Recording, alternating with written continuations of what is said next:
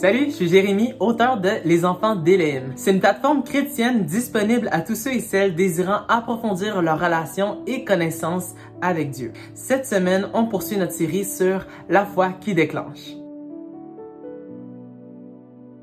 Une foi qui déplace. La foi est un fruit ou le produit d'un long processus spirituel. Si on veut récolter, il faut d'abord semer, cultiver, arroser, puis enfin récolter. Dans ce même principe, la foi n'est pas passive, mais active. C'est un mouvement.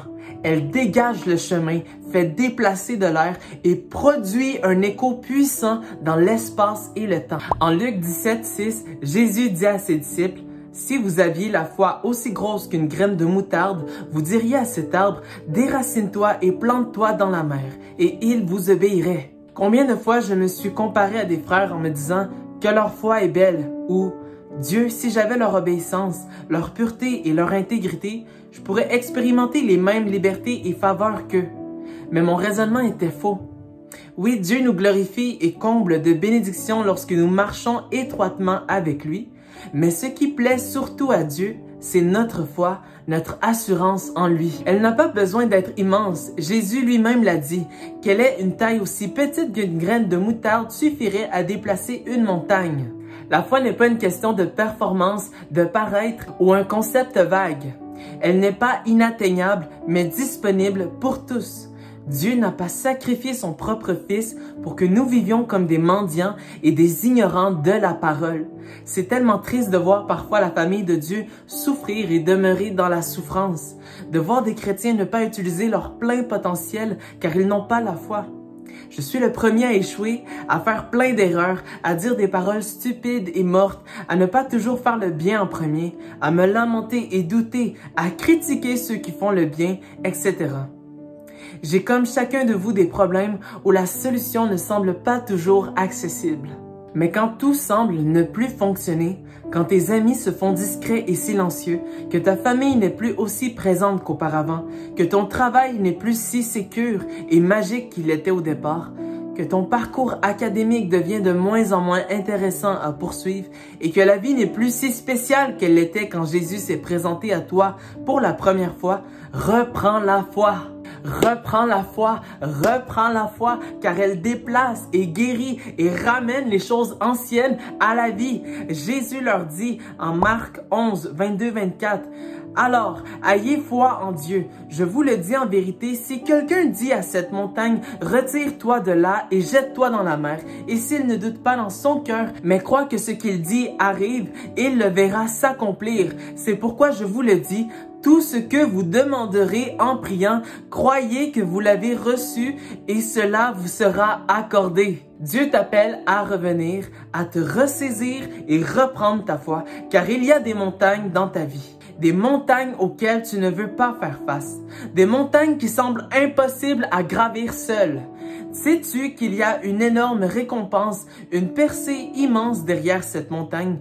Où il y a des ruisseaux d'eau vive et où la terre est riche de fruits inconnus, de miel et de lait, où ton remède t'attend. Mais pour vivre cela, tu dois reprendre la foi qui déplace. Tu dois te relever de là où tu es. Tu ne peux pas rester indéfiniment à la même place. Je suis allé en randonnée une fois avec mon frère. On s'est levé tôt le matin puis préparé pour cette journée. On s'était habillé en conséquence, prévu de l'eau et de la nourriture, et nous avons transporté l'essentiel. Plusieurs fois durant la randonnée, je me suis arrêté, j'ai pris des pauses et je démontrais à mon frère que je voulais redescendre. Revenir dans la voiture, dans ma zone de confort, être au chaud, etc. Mais mon frère m'encourageait en me disant « Non, allez, il faut arriver au sommet. » Et ça paraissait tellement loin, long et insupportable. Quand on est arrivé au sommet, j'ai compris pourquoi il était si déterminé. La vue était phénoménale et imprenable. J'étais tellement émerveillé et ma vision de cette randonnée a alors changé. Ta perspective devient différente de cette même manière quand tu as la foi. L'horizon devient plus large et profond.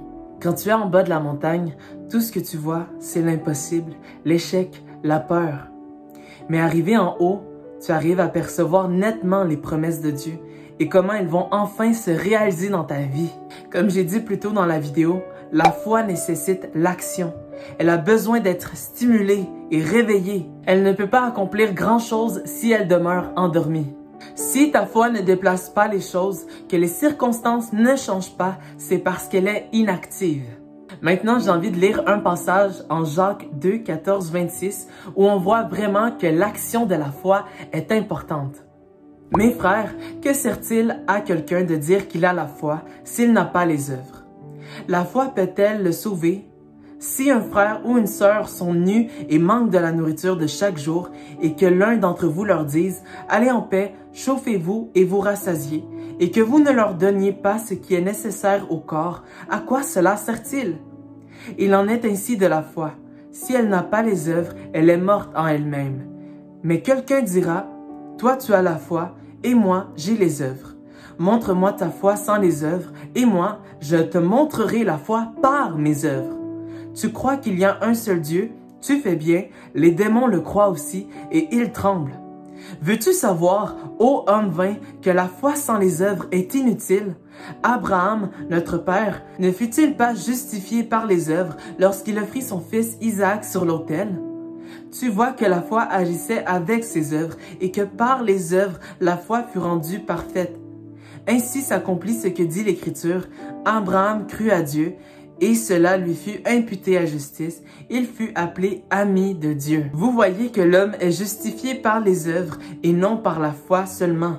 Rahab, la prostituée, ne fut-elle pas également justifiée par les œuvres lorsqu'elle reçut les messagers et qu'elle les fit partir par un autre chemin? Comme le corps sans âme est mort, de même, la foi sans les œuvres est morte. Je vous invite à méditer sur ce passage car c'est vraiment l'intention de mon message. Dieu ne nous demande pas seulement d'avoir des belles paroles en nous, mais aussi de les mettre en application. Il est beau de dire, mais surtout de faire ce qu'on dit. Et de le faire pour Dieu et non les hommes, de le faire sans abus d'apparence de piété, mais dans le but de servir et d'honorer Dieu par ses actes. Soyez bénis la famille Elim, on se voit lundi prochain pour notre prochaine capsule sur la foi. À bientôt!